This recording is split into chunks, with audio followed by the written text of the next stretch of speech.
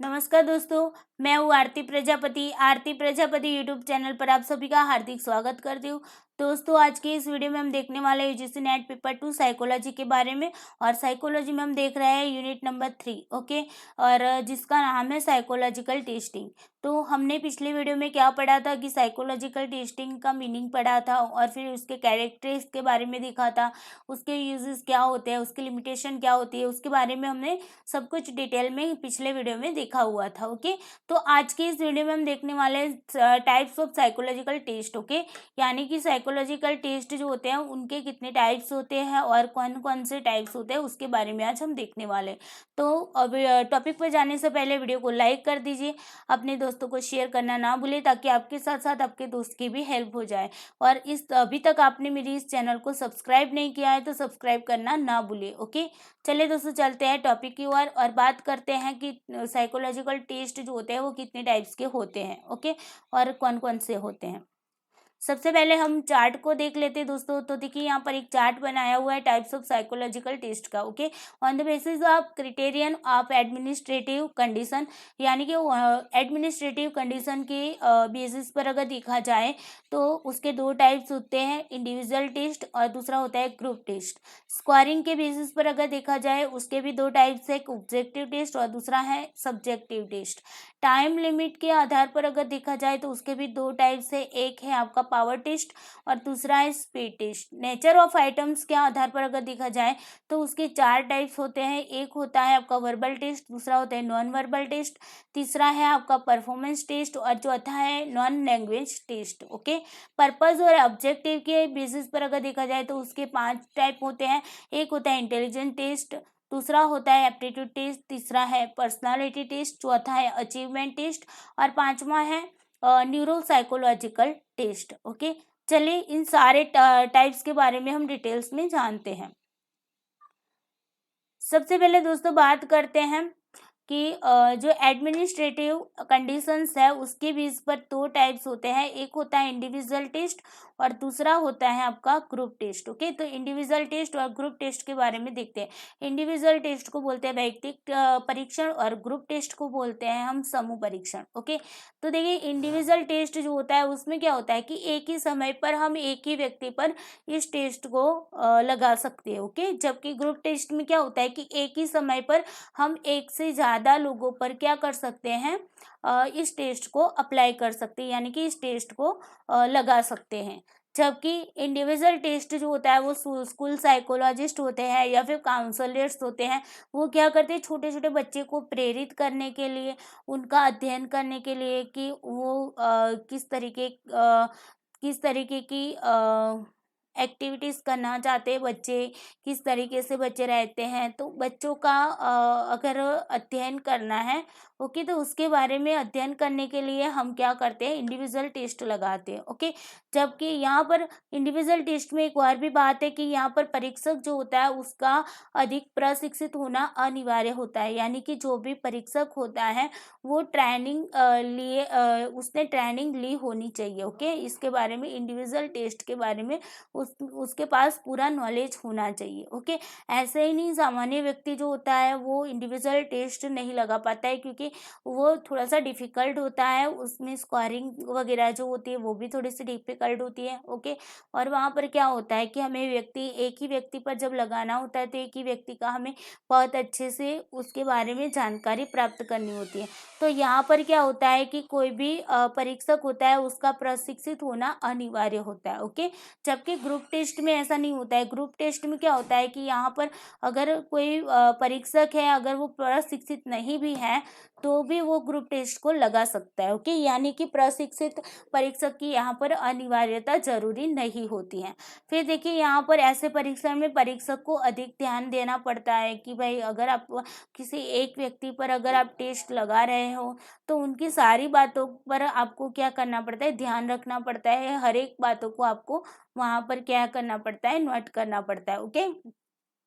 यहाँ पर देखा जाए तो हम एक ही पर्सन पर जब हम एक ही टेस्ट लगाते हैं, एक ही समय पर लगाते हैं, तो हमें मान लीजिए कि 100 या उससे ज़्यादा लोगों पर अगर हमें टेस्ट लगाना है, तो एक समय पर हम एक ही व्यक्ति पर ये टेस्ट तो लगा पाएंगे ना। तो 100 लोगों को कब मिलेंगे, उन लोगों पर एक एक करके कैसे हम टेस्ट अप्लाई करेंगे। तो देखा जाए तो यहाँ पर समय क्या होता है, ज़्यादा लगता है, जबकि यहाँ पर ग्रुप टेस्ट में क्या होता है कि समय की यहाँ पर बचत हो जाती है। हम एक ही टाइम पे बहुत सारे लोगों पर क्या करते हैं, टेस्ट को लगा देते हैं। जैसे कि 100 लोगों पर अगर हमें टेस्ट लगाना है, एक ही समय पर हम 100 लोगों पर क्या करते हैं, टेस्ट लगा लेते हैं। ओके, तो ये ग्रुप टेस्ट में ये बात होती है कि समय की यहाँ पर बचत हो जाती है। ओके, फिर यहाँ पर देखा जाए तो इंडिविजुअल टेस्ट में क्या होता है, ओरल रिस्पॉन्स दिया जाता है। ओके, यानी कि मौखिक रूप से यहाँ पर क्या किया जाता है, रिस्पॉन्स दिया जाता है। जबकि ग्रुप टेस्ट में क्या होता है कि रिटर्न रिस्पॉन्स होता है, यानी कि लिखित में आपको लिखकर वहाँ पर रिस्पॉन्स देना होता है। ओके, फिर यहाँ पर ग्रुप टेस्ट की बात करें तो यहाँ पर मोस्टली ना एजुकेशनल, इंडस्ट्रियल होती है, मिलिट्री सेटिंग होती है, तो उसमें ज़्यादा यहाँ पर क्या किया जाता है, ये ग्रुप टेस्ट अप्लाई किया जाता है कि जैसे कि एजुकेशनल संस्था जो होती है, तो वो संस्थाओं में अगर किसी को बहुत सारे जो लोग होते हैं उनको लेना होता है, तब क्या होता है कि हम एक ही टाइम पर अगर हमें टेस्ट लगाना है और बहुत सारे लोगों का चयन करना है, तो ऐसी सिचुएशन में हम क्या करेंगे, ग्रुप टेस्ट को लगा लेंगे। तो एक ही टाइम पर वो क्या हो जाएगा, उनका परीक्षण एक टाइम पे हो जाता है। ओके, तो मोस्टली हम एजुकेशनल, इंडस्ट्रियल में, फिर मिलिट्री में जो भी लोग होते हैं उनका सिलेक्शन करना होता है, वहाँ पर भी हम एक ग्रुप टेस्ट लगाते हैं। ओके, फिर देखिए यहाँ पर इंडिविजुअल टेस्ट के अगर एग्जाम्पल देखा जाए तो ब्लॉक डिजाइन इंटेलिजेंस टेस्ट है। ओके, फिर रोरसाक इन ब्लॉट टेस्ट है, जिसे हम बोलते हैं रोरसाक साई के धब्बे साई धब्बा परीक्षण, है ना, रोरसाक साई धब्बा परीक्षण। तो उसमें क्या होता है, रोरसाक साई धब्बा परीक्षण में क्या होता है कि वहाँ पर आपको साई के धब्बे वाले कार्ड होते हैं, आपको दिखाते हैं और फिर आपको उसका वर्णन करना होता है, बताना पड़ता है कि भाई आपको उस कार्ड में क्या क्या दिख रहा है। ओके, तो इस तरीके से वो ऑरल रिस्पॉन्स सामने वाला व्यक्ति देगा। ओके, तो यहाँ तक क्लियर हुआ कि इंडिविजुअल टेस्ट में क्या होता है कि ओरल रिस्पॉन्स दिया जाता है, जबकि ग्रुप टेस्ट में क्या होता है, रिटन रिस्पॉन्स दिया जाता है। जैसे कि उसका अगर एग्जाम्पल देखें तो जीमैट, जिसे हम बोलते हैं general mental ability test. Okay, तो जो जनरल मेंटल एबिलिटी टेस्ट जो है वो आपका ग्रुप टेस्ट है। ओके, तो एग्जाम में इस तरीके से आपको पूछा जाता है, आपको टेस्ट का नाम दिया जाता है, जैसे कि आपको दे दिया जाएगा कि ब्लॉक डिजाइन इंटेलिजेंस टेस्ट है, वो कौन सा टेस्ट है। ओके, तो आपको वहाँ पर नीचे ऑप्शन दिए होंगे, जिसके individual test, group test, okay, फिर पर्सनालिटी टेस्ट, एप्टीट्यूड टेस्ट, इस तरीके से आपको ऑप्शन दिए होंगे। ओके, तो आपको वहाँ पर सही ऑप्शन को चुनना होगा। तो यहाँ पर थोड़ा सा ध्यान रखिएगा कि जो भी टेस्ट है उसे आप याद रखिएगा। मैंने जो टेस्ट यहाँ पर लिखा है उस टेस्ट को ना आप अच्छे से देख लेना, एक बार गूगल में जाइएगा और वहाँ पर भी जाकर उसे देखना कि टेस्ट में आखिर कहना क्या चाहता है। ओके, चलिए आगे देखते हैं। अब बात करते हैं कि स्कोरिंग के बेसिस पर अगर देखा जाए तो भी उसके दो टाइप्स होते हैं स्कोरिंग के बेसिस पर। एक होता है आपका ऑब्जेक्टिव टेस्ट और दूसरा होता है सब्जेक्टिव टेस्ट। ओके, तो ऑब्जेक्टिव को हम क्या बोलते हैं, वस्तुनिष्ठ परीक्षण बोलते हैं। ओके, वस्तुनिष्ठ परीक्षण, जबकि हम सब्जेक्टिव को बोलते हैं आत्मनिष्ठ परीक्षण। तो यहाँ पर दोस्तों देखिए, वस्तुनिष्ठ परीक्षण और आत्मनिष्ठ परीक्षण, इन दोनों के बारे में बात करते हो कि ये दोनों आपको स्कोरिंग के बेस पर होते हैं। ओके, स्कोरिंग के बेस पर आपको देखने को मिलेंगे। तो देखिए ऑब्जेक्टिव टेस्ट में क्या होगा, यहाँ पर स्कोरिंग मेथड जो होते हैं वो स्पष्ट होते हैं। पहले मैं ये बता दूं कि ऑब्जेक्टिव किसे कहते हैं और सब्जेक्टिव किसे कहते हैं। तो ऑब्जेक्टिव उसे कहते हैं दोस्तों कि वहाँ पर ना, हाँ, किसी भी परीक्षक होता है तो उसका कोई भी पक्षपात या पूर्वाग्रह वहाँ पर नहीं आता है। ओके, यानी कि जब भी परीक्षक जो परीक्षण करता है तब उस टाइम जब भी वो स्कोरिंग करने बैठता है तो वहाँ पर उसका पक्षपात या पूर्वाग्रह किसी भी प्रकार का वहाँ पर नहीं, बीच में नहीं आता है। जबकि सब्जेक्टिव में क्या होता है कि जब भी परीक्षक होता है वो परीक्षण करता है और जब स्कोरिंग करने बैठता है तो क्या होता है, उसके पूर्वाग्रह और जो पक्षपात होते हैं वो बीच में आ जाते हैं। ओके, तो यहाँ पर निष्पक्ष रूप से आपको स्कोरिंग किया जाता है और यहाँ पर पक्षपात और पूर्वाग्रह रखकर स्कोरिंग किया जाता है। ओके, तो ऑब्जेक्टिव और सब्जेक्टिव में आपको समझ में आ गया होगा। अब देखिए ऑब्जेक्टिव में क्या होता है, स्कोरिंग मेथड स्पष्ट होंगी, है ना, क्योंकि वहाँ पर पक्षपात ही नहीं होता है, किसी भी प्रकार का पूर्वाग्रह नहीं रखा जाता है। जबकि यहाँ पर सब्जेक्टिव में क्या होगा कि स्कोरिंग मेथड जो होती है वो क्या होती है कि अस्पष्ट होती है। ओके, यहाँ पर देखिए ऑब्जेक्टिव में क्या होगा, परीक्षक को यानी कि स्कोरर्स हैं उसके आत्मगत निर्णय यानी कि सब्जेक्टिव जजमेंट और उसका ओपिनियंस, ओके, वो उससे प्रभावित हो जाता है। जो भी स्कोर वो जो टेस्टिंग करने बैठता है, ओके, जो परीक्षण है उसका जो भी टेस्ट है उसका परीक्षण करने बैठता है, तो क्या होता है कि परीक्षक जो होता है उसके यहाँ पर सब्जेक्टिव जजमेंट और ओपिनियंस वहाँ पर उस स्कोरिंग को प्रभावित नहीं करते। जबकि यहाँ पर क्या होता है सब्जेक्टिव में, तो सब्जेक्टिव में स्कोरिंग मेथड में क्या होता है, परीक्षक के जो भी उसके सब्जेक्टिव जजमेंट है, उसका ओपिनियंस है, वो क्या होता है स्कोरिंग को प्रभावित करते हैं। ओके,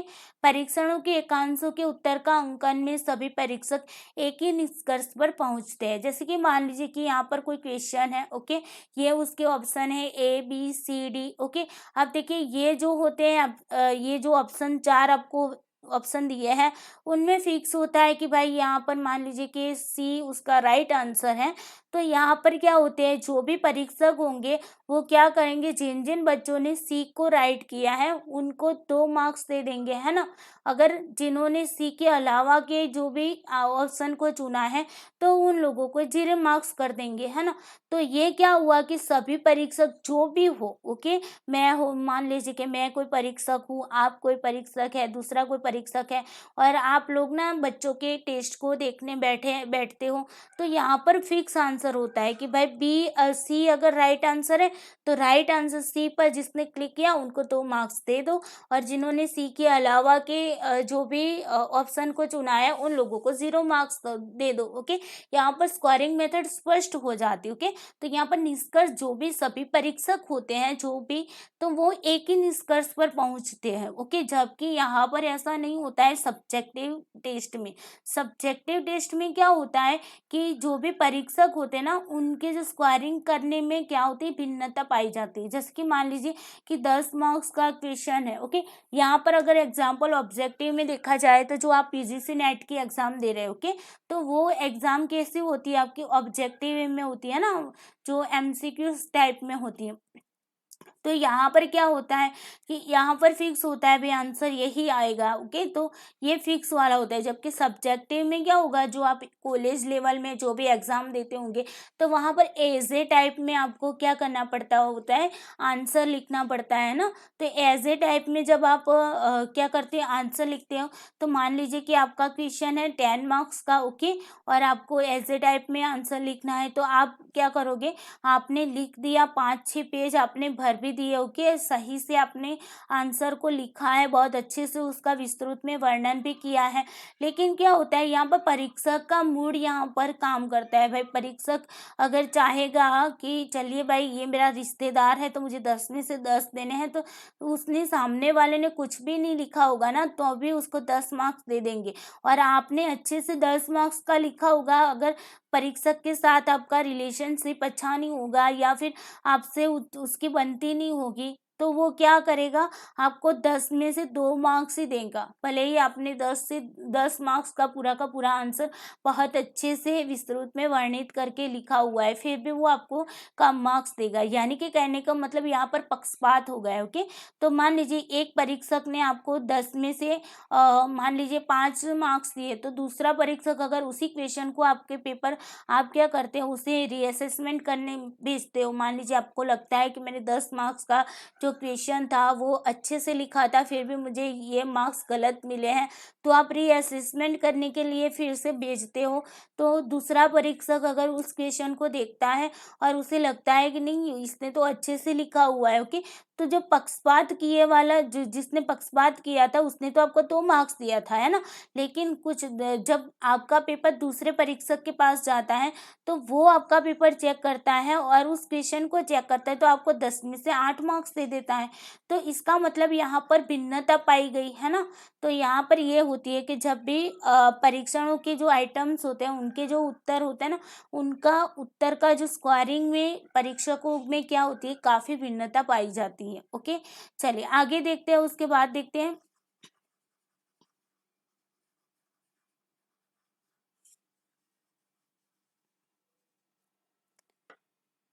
ओके, चलिए यहाँ पर क्या होता है, परीक्षार्थी को सही उत्तर दिए गए विकल्पों में से ही चुनना होता है, जो हमने बताया था अभी ABCD वाला, है ना।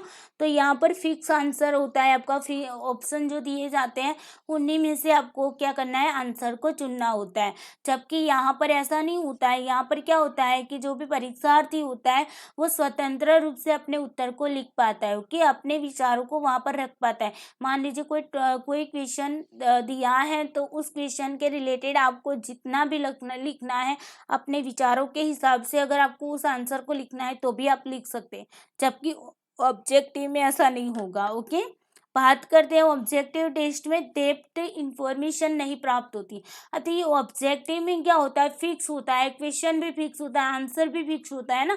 तो यहाँ पर आपके बारे में हमें डेप्थ में इंफॉर्मेशन नहीं मिल पाती कि आप ना जो क्वेश्चन जिस टॉपिक से लिया हुआ है, मान लीजिए एग्जाम्पल के तौर पे कि जिस टॉपिक से जो क्वेश्चन लिया है वो टॉपिक आपको समझ में आता है कि नहीं, वो डेप्थ में इंफॉर्मेशन नहीं मिल पाती। ओके, क्योंकि कभी कभी तुक्का भी लगाते हैं ना आप, तो कैसे पता चलेगा ये तुक्का वाला आंसर है या फिर सही में आप उस टॉपिक को जानते हो और आपने एक आंसर लगाया है।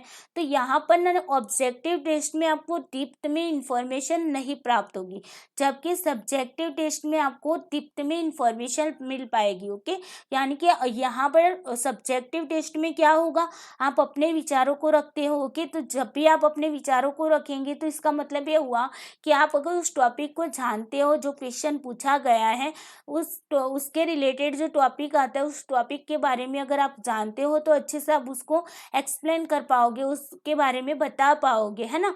तो यहाँ पर डेप्थ में इंफॉर्मेशन मिल पाती है। ओके, तो अब बात करते हैं यहाँ पर ऑब्जेक्टिव टेस्ट में क्या होते हैं कि अनएम्बिगस और नो वेगनस। ओके, अनएम्बिगस का मतलब क्या होता है कि यहाँ पर ना जो स्पष्टता होती है वो स्पष्ट होती है, यहाँ पर स्पष्ट रूप से क्वेश्चन को दिया जाता है। ओके, नो वेगनस का मतलब होता है यहाँ पर जो भी क्वेश्चन होता है वो संदिग्ध रूप में नहीं होता है, ओके, वो क्लियर रूप में होता है। ओके, आप समझ पाओ वैसे क्लियरली होता है, जबकि यहाँ पर क्या होता है, एम्बिग्युइटी का मतलब होता है अस्पष्ट असंदिग्ध होता है, जबकि वैगेनस का मतलब भी यही होता है कि अस्पष्ट। यहाँ पर जो भी आपके सामने जो भी आइटम्स होगी वो कैसी होगी, अस्पष्ट रूप में होगी। ओके, तो यहाँ पर स्पष्टता ज़्यादा नहीं दिखने को मिलती, जबकि यहाँ पर ऑब्जेक्टिव टेस्ट में आपको स्पष्टता दिखने को मिलेगी, जबकि सब्जेक्टिव टेस्ट में सब आपको स्पष्टता देखने को नहीं मिलेगी। ओके,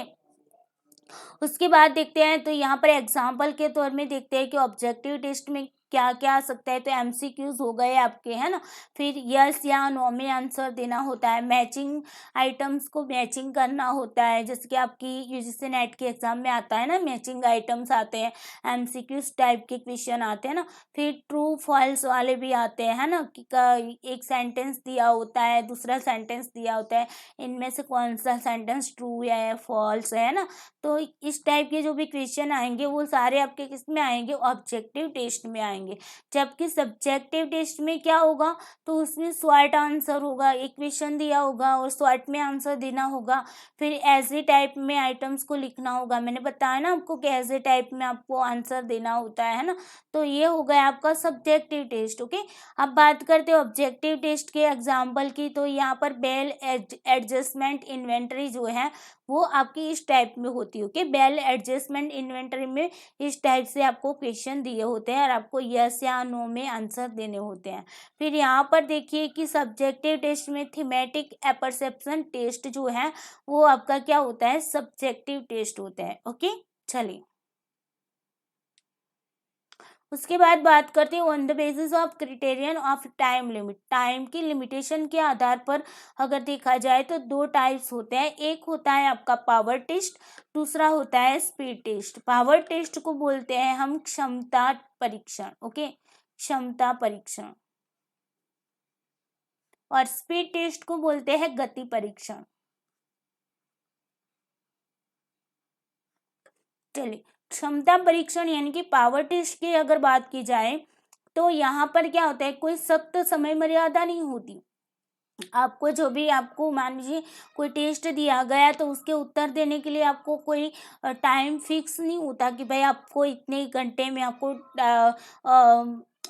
जो टेस्ट है वो पूरा करके देना है। ओके, तो यहाँ पर टाइम की जो मर्यादा होती ना वो सख्त रूप में नहीं होती, होती तो है मर्यादा, लिमिट तो होती है, लेकिन उतनी सख्त नहीं होती जितनी स्पीड टेस्ट में होती है। ओके, यहाँ पर स्पीड टेस्ट में क्या होगी, सख्त होती, टाइम लिमिट होगा, जैसे कि यूजीसी नेट में आपको 3 घंटे में कुछ भी करके क्या करना होता है कि पेपर को कंप्लीट करना होता है। ओके, तो वो हो गई आपकी स्पीड टेस्ट का एग्जाम्पल।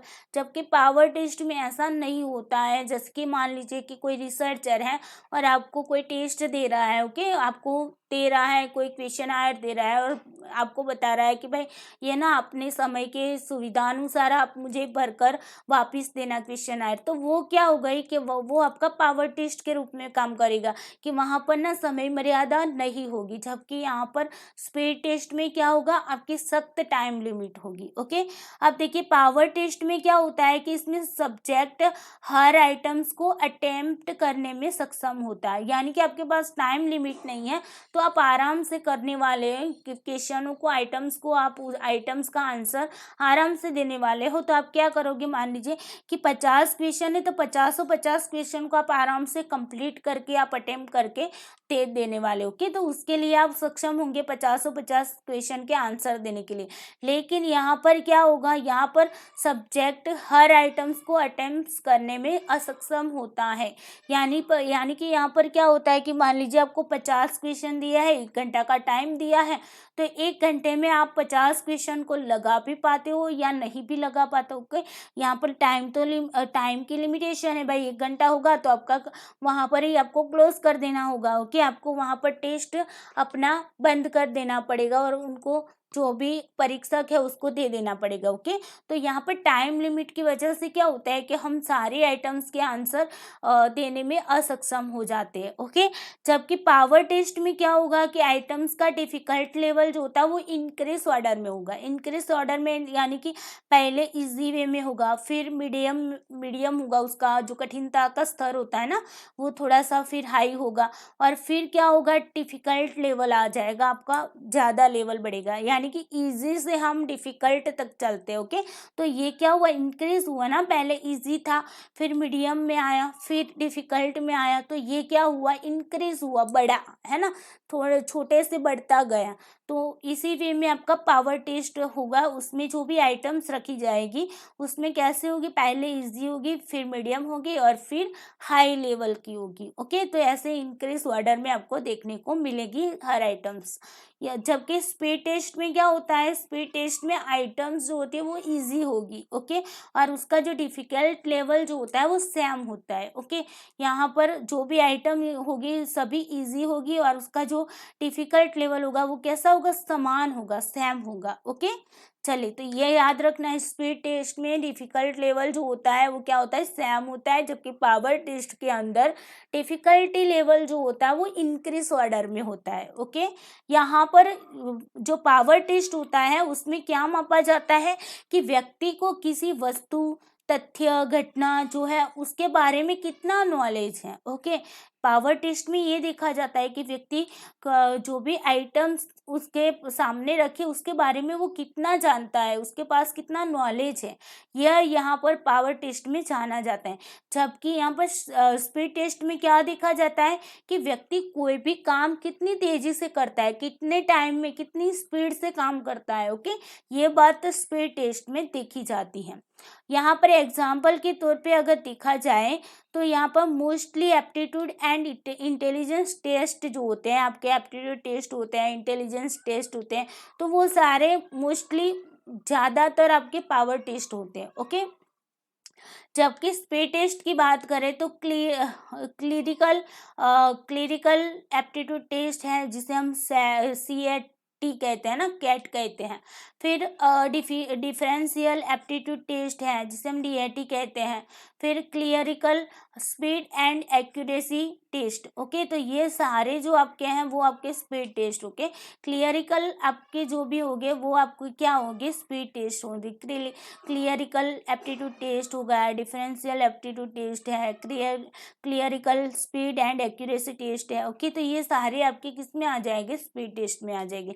तो ये सारे नाम आपको याद रखने स्पीड टेस्ट के। ओके, अब देखिए क्या होता है कि बहुत ही कम टेस्ट ऐसे होते हैं जो पूर्णतः रूप से कंप्लीटली पावर टेस्ट होता है या तो फिर कंप्लीटली स्पीड टेस्ट होते हैं। ओके, सभी टेस्ट ऐसा नहीं होता है कि भाई चलिए पावर टेस्ट तो पावर टेस्ट ही होगा, स्पीड टेस्ट तो स्पीड टेस्ट ही होगा। ऐसे बहुत कम टेस्ट आपको देखने को मिलेगा, क्योंकि वहाँ पर ना कभी कभी क्या होता है, मोस्टली आपको जो भी टेस्ट देखने को मिलेगा ना वो पावर टेस्ट और स्पीड टेस्ट दोनों को मिलाकर टेस्ट बना होगा। ओके, तो यहाँ पर एक ही टेस्ट जो होता है एक छात्र के लिए स्पीड टेस्ट का काम कर देता है। मान लीजिए कि किसी को हमने टेस्ट दिया, ओके, तो वो टेस्ट अगर कोई छात्र ऐसा है कि वो स्पीडली उस टेस्ट को दे पाता है, ओके, उस आइटम को समझ पाता है और फटाफट से स्पीड में वो क्या करता है, टेस्ट को कंप्लीट करके दे देता है, तो वो क्या हुआ, उसके लिए वो टेस्ट स्पीड टेस्ट बन गया। लेकिन अगर मान लीजिए कि कोई और दूसरा छात्र है तो उसे वही आइटम्स क्या होती है, कठिन लगती है, तो वो क्या करेगा, ज़्यादा टाइम लेगा। तो जब ज़्यादा टाइम लेता है तो वो जो स्पीड टेस्ट बना, एक स्टूडेंट के लिए जो स्पीड टेस्ट बन रहा था वही टेस्ट दूसरे स्टूडेंट के लिए क्या बन जाता है, पावर टेस्ट बन जाता है। ओके, तो यहाँ पर आपको याद रखना है कि पावर टेस्ट और स्पीड टेस्ट जो होते हैं वो बहुत सारे टेस्ट ऐसे होते हैं कि दोनों टाइप्स के होते हैं। ओके, पावर टेस्ट और स्पीड टेस्ट दोनों को मिलाकर बनाए जाते हैं। तो जिनकी भी स्पीड जो भी स्पीडली टेस्ट दे पाते हैं वो स्पीड, उसके लिए स्पीड टेस्ट बन जाएगा। जो लोग वही टेस्ट अगर स्पीड में नहीं दे पाते हैं और आराम से धीरे धीरे बातों को समझकर उसे आंसर देते हैं, तो उसका मतलब होगा कि उन लोगों के लिए ये स्पीड टेस्ट जो था वो क्या हो जाएगा, पावर टेस्ट हो जाएगा। ओके, चले अब बात करते हैं यहाँ पर on the basis of criterion of the nature of items और कंटेंट, यानी कि आइटम और कंटेंट के बेसिस पर अगर देखा जाए तो उसके 4 टाइप्स होते हैं। एक होता है आपका वर्बल टेस्ट, दूसरा होता है नॉन वर्बल टेस्ट, तीसरा है आपका परफॉर्मेंस टेस्ट और चौथा है आपका नॉन लैंग्वेज टेस्ट। ओके, तो इनके बारे में जानकारी मिल लेते हैं। तो देखिए यहाँ पर वर्बल टेस्ट का मतलब क्या होता है, शाब्दिक परीक्षण, है ना, शाब्दिक परीक्षण। जबकि नॉन वर्बल टेस्ट का क्या मतलब होगा, तो अशाब्दिक परीक्षण। ओके, अब देखिए शाब्दिक परीक्षण किसे कहते हैं और अशाब्दिक परीक्षण क्या किसे कहते हैं। तो शाब्दिक परीक्षण में क्या होगी कि लैंग्वेज की जो मूलभूत आवश्यकता यहाँ पर पड़ेगी। ओके, तो यहाँ पर लैंग्वेज जो होगी वो उसकी ज़रूरत हमें पड़ेगी ही पड़ेगी। ओके, बिना लैंग्वेज के हम वर्बल टेस्ट नहीं लगा पाएंगे। ओके, यहाँ पर पढ़ना लिखना और मौखिक अभिव्यक्ति की भी आवश्यकता होगी। ओके, यानी कि रीडिंग राइटिंग और ओरल एक्सप्रेशन की भी यहाँ पर ज़रूरत पड़ती है, किसमें, वर्बल टेस्ट में। जबकि नॉन वर्बल की बात करते हैं तो नॉन वर्बल में दोस्तों लैंग्वेज पर हम कम बल डाला जाता है। ओके, यहाँ पर लैंग्वेज पर क्या किया जाए, कम बल डाला जाता है। तो यहाँ पर लैंग्वेज ज़रूरी नहीं होती। लैंग्वेज ज़रूरी कहाँ पर होगी, अगर आप यूज़ भी करते हैं लैंग्वेज का तो सिर्फ और सिर्फ आप इंस्ट्रक्शन देने के लिए, यानी कि परीक्षण के लिए जो निर्देश देते हैं ना, तो उस निर्देश के के लिए आप भाषा का प्रयोग कर पाते हो, कि लैंग्वेज का प्रयोग कर पाते, लेकिन आइटम्स में आपका क्या लैंग्वेज का बिल्कुल भी यूज़ नहीं होगा। ओके, ये बात आपको याद रखनी। वर्बल में लैंग्वेज की आवश्यकता ज़रूरी है, जबकि नॉन वर्बल में लैंग्वेज की आवश्यकता नहीं होती है। वहाँ पर सिर्फ इंस्ट्रक्शन देने के लिए ही लैंग्वेज यूज़ की जाती है, आइटम्स में लैंग्वेज का यूज़ नहीं किया जाता। ओके, वर्बल टेस्ट जो होते हैं वो आपके कल्चर बायस होते हैं। ओके, वहाँ पर क्या होता है कि जो भी अलग अलग संस्कृति होती है तो वहाँ पर वो कल्चर बायस होते हैं। ओके, यानी कि यहाँ पर ना कि फिक्स होता है, भाई गुजरात के लोग हैं तो आपको गुजराती लैंग्वेज ही यहाँ पर यूज़ करनी पड़ेगी, है ना। तो उसके बारे में आपको जानकारी होनी चाहिए। जैसे कि राजस्थान के लोग हैं तो राजस्थानी जो भाषा होती है तो वो भाषा आपको आनी चाहिए, तो कल्चर वाइज होता है। जबकि नॉन वर्बल टेस्ट जो होता है ना वो कल्चर फेयर होता है। ओके, कल्चर फेयर का मतलब होगा कि वहाँ पर लैंग्वेज की ज़रूरत नहीं पड़ेगी। ओके, क्योंकि यहाँ पर क्या होता है, सिंबॉलिक मटेरियल्स होता है, तो सिंबॉलिक मटेरियल्स को आप ऐसे ही देखकर भी समझ पाते हो कि वो क्या कहना चाहते हैं ना। फिर लाइक पिक्चर्स एंड फिगर्स में उसको क्या करना पड़ता है, आपको पिक्चर में से आपको उत्तर को ढूंढना होता है। ओके, आपके सामने कोई पिक्चर रखा जाता है, कार्ड होता है, और उस कार्ड को देखकर आपको आंसर देना होता है। तो वहाँ पर ना आपको कल्चर जो लैंग्वेज होती है वो भी आपको इफेक्ट नहीं करेंगी, इसीलिए इसे कल्चर फेयर भी कहा जाता है नॉन वर्बल को। ओके, फिर यहाँ पर देखिए, तो इस वर्बल टेस्ट को हम पेपर पेंसिल टेस्ट भी कहते हैं। ओके, यहाँ पर आपको क्या होता है, पढ़ना लिखना आवश्यक होता है, लिखकर आंसर देना होता है, या तो फिर पढ़कर आंसर देना होता है, या फिर मौखिक रूप से आपको क्या करना पड़ता है, आंसर देना पड़ता है। तो यहाँ पर क्या होगा, पेपर पेंसिल टेस्ट भी इसे कहा जाता है। ये बहुत याद रखने वाली बात है कि जो शाब्दिक परीक्षण होता है उसी को हम पेपर एंड पेंसिल टेस्ट भी कहते हैं। ओके, अब यहाँ पर एग्जाम्पल की बात करें तो वर्बल टेस्ट का एग्जाम्पल है आपका Jalota group general intelligence test. Okay, ये याद रखना है। फिर आपका वर्बल टेस्ट में आएगा Mehta group test of intelligence. Okay, फिर वर्बल टेस्ट में ही आएगा आइजेंक पर्सनालिटी क्वेश्चनायर। ओके, उसके बाद नॉन वर्बल की बात करते हैं तो रेवंस प्रोग्रेसिव मैट्रिक्स। ओके, इसके बारे में आप सब जानते ही होंगे। तो ये है आपका रेवंस प्रोग्रेसिव मैट्रिक्स जो होता है वो आपका नॉन वर्बल टेस्ट है। ओके, इसके रिलेटेड क्वेश्चन पूछा गया है। तो ये आपको जो भी टेस्ट मैंने बताए हैं एग्जाम्पल के तौर पर उसे आपको याद रखना है। चलिए अब बात करते हैं आगे परफॉर्मेंस टेस्ट और नॉन लैंग्वेज टेस्ट के बारे में। तो परफॉर्मेंस टेस्ट किसे कहेंगे, तो लैंग्वेज का प्रयोग इंस्ट्रक्शन देने में हो सकता है। देखिए परफॉर्मेंस टेस्ट में क्या होता है कि यहाँ पर भी लैंग्वेज का प्रयोग सिर्फ और सिर्फ हम क्या करते हैं, इंस्ट्रक्शन देने के लिए, यानी कि निर्देश देने में आप कर सकते हो।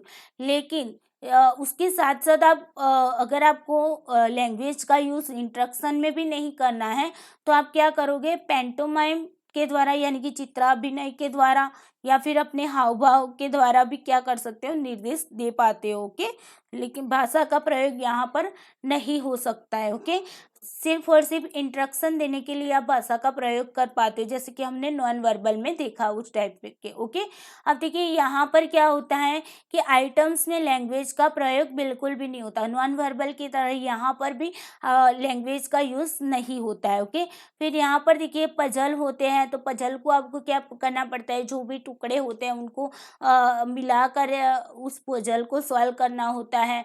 फिर place pictures in correct sequence में आपको उसे लगाना होता है, जो भी आपको पिक्चर्स दिए होते हैं तो उनको क्रम में लगाना होता है। ओके, तो ये क्या हुआ आपका परफॉर्मेंस टेस्ट में वो सारा आ जाएगा। ओके, यहाँ पर यूजुअली एडमिनिस्ट्रेटेड इंडिविजुअल। ओके, तो यहाँ पर ना यहाँ पर यूज़ किया जाता है एडमिनिस्ट्रेटेड इंडिविजुअली में। ओके, फिर देखिए यहाँ पर अगर एग्जांपल की बात की जाए तो पास अलोंग टेस्ट हो गया आपका परफॉर्मेंस टेस्ट है, क्यूब कंस्ट्रक्शन टेस्ट हो गया आपका परफॉर्मेंस टेस्ट है, मेज लर्निंग एपरेटस हो गया आपका परफॉर्मेंस टेस्ट है। ओके, उसके बाद अब नॉन लैंग्वेज की बात करते हैं तो नॉन लैंग्वेज टेस्ट में क्या होगा, यहाँ पर लैंग्वेज का प्रयोग इंस्ट्रक्शन में भी नहीं होगा और आइटम में भी नहीं होगा। ओके, तो ये आपको याद रखना है कि ऐसा कौन सा टेस्ट टेस्ट है जहाँ पर लैंग्वेज का प्रयोग किसी में भी नहीं होता है। ओके, नॉन वर्बल और परफॉर्मेंस में तो हम इंट्रैक्शन में भी लैंग्वेज का यूज़ कर पाते। ओके, आइटम्स में तो बिल्कुल भी नहीं कर पाते, लेकिन नॉन लैंग्वेज में तो हम इंट्रैक्शन में भी नहीं कर पाते और ना ही हम आइटम्स में करते। ओके, तो यहाँ पर बिल्कुल भी लैंग्वेज का यूज़ नहीं होगा। ओके, मात्र सिंबल देखकर आपको क्या करना है, प्रत्येक आइटम के सही उत्तर को बताना होता है। आपको सिंबल को देखकर आपको क्या सिंबॉलिक भाषा में आपको वहाँ पर क्या बताना होता है, आइटम्स के उत्तर बताना होता है। जैसे कि यहाँ पर एग्जाम्पल के तौर पर अगर देखा जाए तो Cattell's culture free on fair intelligence test. Okay, तो जो कैटल्स की कल्चर फ्री और फेयर, इसे हम कल्चर फेयर इंटेलिजेंस टेस्ट भी बोलते हैं। Cattell's culture fair intelligence test भी बोलते हैं, या तो फिर हम Cattell's culture free intelligence test भी बोलते हैं। ओके, तो ये आपका हो गया नॉन लैंग्वेज टेस्ट, जहाँ पर क्या होता है, बिल्कुल भी लैंग्वेज का यूज नहीं होता है। ओके, चलिए अब बात करती हूँ on the basis of criterion of purpose और ऑब्जेक्टिव, यानी कि उद्देश्य के आधार पर हमारे जो टेस्ट पढ़ते हैं, टेस्ट के टाइप्स है उसके बारे में बात करते हैं। तो पहला है आपका aptitude test, okay, achievement test और इंटेलिजेंट टेस्ट। उसके बाद है आपका पर्सनालिटी टेस्ट और न्यूरोसाइकोलॉजिकल टेस्ट। तो इन सारे के बारे में जानकारी लेते हैं। चलिए बात करते हैं सबसे पहले एप्टीट्यूड टेस्ट की। तो एप्टीट्यूड टेस्ट में क्या होगा, अभिक्षमता का तात्पर्य होता है कि किसी विशेष क्षेत्र में, कोई ऐसा क्षेत्र है जहाँ पर व्यक्ति के अंदर जो छिपा हुआ अंतःशक्ति, जिसे हम पोटेंशियल कहते हैं। ओके, तो यहाँ पर पोटेंशियल से होता है कि व्यक्ति के अंदर कितनी योग्यता है। ओके, किसी क्षेत्र के बारे में उसके अंदर कितनी योग्यता है, इसकी जानकारी हमें एप्टीट्यूड टेस्ट से मिलती है। ओके, एक नई स्थिति में व्यक्ति की उपलब्धि की गुणवत्ता का पूर्वानुमान लगाने के लिए भी एप्टीट्यूड टेस्ट लगाया जाता है। जैसे कि मान लीजिए स्टैंडर्ड 10th के बच्चे हैं, ओके, या फिर स्टैंडर्ड 12th के बच्चे हैं, तो उनको क्या किया जाता है, उनको एप्टीट्यूड टेस्ट दिया जाता है और वहाँ पर देखा जाता है कि भाई वो लोग, उनके अंदर किसी क्षेत्र में जाने की कितनी योग्यता है, और उसके आधार पर क्या किया जाता है, उनको प्रेडिक्ट भी किया जाता है कि भाई अगर आप इस फील्ड में जाएंगे तो आपका करियर अच्छा रहेगा। ओके, तो एप्टीट्यूड टेस्ट से लगाकर हम उनको प्रेडिक्ट भी कर पाते हैं कि उनके लिए क्या सही है, उनके लिए क्या गलत है, और इसके बारे में हम उनको बता पाते हैं। ओके, यहाँ पर evaluated in term of predictive validity. Okay, तो यहाँ पर हम क्या करते हैं, प्रेडिक्टिव वैलिडिटी के बेसिस पर उनका इवेल्युएशन करते हैं। ओके, यहाँ पर अगर एग्जांपल के तौर पर देखा जाए एप्टीट्यूड टेस्ट, तो डिफरेंशियल एप्टीट्यूड टेस्ट, ओके, जिसे हम डीएटी कहते हैं, है ना। डिफरेंशियल एप्टीट्यूड टेस्ट जो है वो आपका इस टाइप का एप्टीट्यूड टेस्ट है। ओके, अब बात करते हैं अचीवमेंट टेस्ट की। तो अचीवमेंट टेस्ट में क्या होगा कि कोई भी व्यक्ति है, उसे कोई कुछ खास विषय है या फिर कोई ऐसा क्षेत्र है जिसमें उसने क्या किया है, कुछ निपुणता अर्जित की है। ओके, प्रोफिशिएंसी उसने क्या की है, अर्जित की है। कि मान लीजिए किसी ने ट्रेनिंग ले ली, जैसे कि मान लीजिए कि CCC CCC जिसे बोलते हैं। अब देखिए कि कुछ लोगों ने उसके बारे में CCC का कोर्स करते हैं, है ना, कोर्स करके ट्रेनिंग लेते हैं और उसका सर्टिफिकेट लेते हैं। तो वो क्या हुआ, उन्होंने जो वो योग्यता उन्होंने क्या की, अर्जित की। ओके, तो यहाँ पर ये बात होती है कि जो भी निपुणता होती है वो क्या करते, अर्जित करते हैं, और वो क्या करते हैं, ट्रेनिंग लेकर या कुछ भी कोर्स वगैरह करके वहाँ पर क्या करते हैं, उसे प्राप्त कर, उस निपुणता को अर्जित करते हैं। ओके, तो वो अर्जित निपुणता को यहाँ पर अचीवमेंट टेस्ट के आधार पर क्या किया जाता है, मापा जाता है। कि भाई चले, जैसे कि मान लीजिए कि बच्चों को एकेडमिक उन लोगों को एजुकेशन दिया जाता है और फिर उनका एकेडमिक अचीवमेंट देखा जाता है कि भाई बच्चों में शैक्षणिक उपलब्धि कितनी रही है ना। तो वो क्या किया हमने, अचीवमेंट टेस्ट वहाँ पर हम अप्लाई करते हैं कि बच्चों की एकेडमिक अचीवमेंट कितना है। ओके, तो पहले उनको क्या किया जाता है, उनको ट्रेंड किया जाता है, उनको ट्रेनिंग दी जाती है, उनको सिखाया जाता है। ओके, तो वो बात होती है आपकी अचीवमेंट टेस्ट में। फिर यहाँ पर जो भी इवेल्युएशन किया जाएगा कंटेंट की जो वैलिडिटी होती है उसके बेसिस पर हम उनका इवेल्युएशन करेंगे। ओके, फिर यहाँ पर देखिए एग्जाम्पल के तौर पर अगर देखा जाए तो कैलिफोर्निया अचीवमेंट टेस्ट जो है वो आपका अचीवमेंट टेस्ट, यहाँ से ही पता चलता है अचीवमेंट, है ना। और यहाँ पर एप्टीट्यूड में भी यहाँ पर से पता चल जाता है कि एप्टीट्यूड टेस्ट है। अब बात करते हैं इंटेलिजेंस टेस्ट की।